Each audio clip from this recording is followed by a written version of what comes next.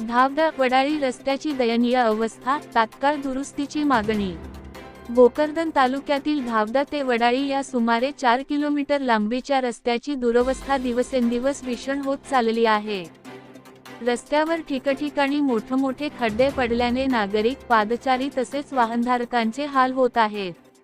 विशेषतः समतानगर परिसरातून जाणाऱ्या प्रवाशांमध्ये तीव्र नाराजी व्यक्त होत आहे। खड्ड्यांनी रस्त्याचा पुरता ऱ्हास।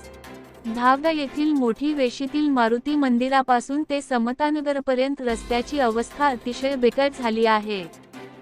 रस्त्यावर खड्डे की खड्ड्यांवर रस्ता, असा सवाल ग्रामस्थ उपस्थित करत आहेत। नळकांडी पुलावर मोठमोठे खड्डे होऊन नळकांड्या उघड्या पडण्याच्या स्थितीत आहेत। त्यामुळे येथून जाणाऱ्या वाहनचालकांना जीव मुठीत धरून प्रवास करावा लागत आहे। पावसाने परिस्थिती गंभीर असलेल्या पावसामुळे खड्ड्यांमध्ये पाणी साचते आहे। त्यामुळे वाहनचालकांना रस्ताच दिसत नसल्याने अपघाताचा धोका मोठ्या प्रमाणात वाढला आहे। 29 ऑक्टोबर रोजी झालेल्या मुसळधार पावसात नटकांडी पुलावरून 2 ते 3 फूट पुराचे पाणी वाहत होते।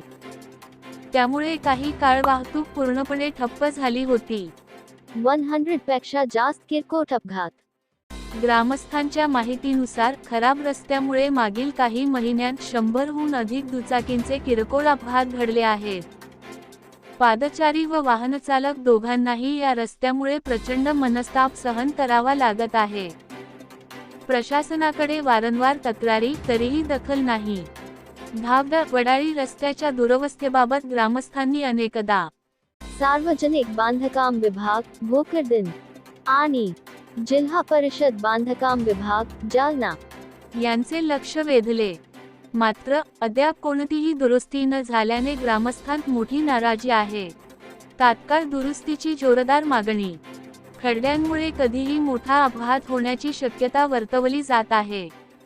त्यामुळे संबंधित विभागाने तातडीने लक्ष देऊन धावदा वडाळी रस्त्याची दुरुस्ती व पुनर्बांधणीची कामे तात्काळ सुरू करावीत, अशी जोरदार मागणी ग्रामस्थांकडून करण्यात येत आहे। न्यूज रिपोर्टर मजहर पठाण, धावदा, भोकरदन।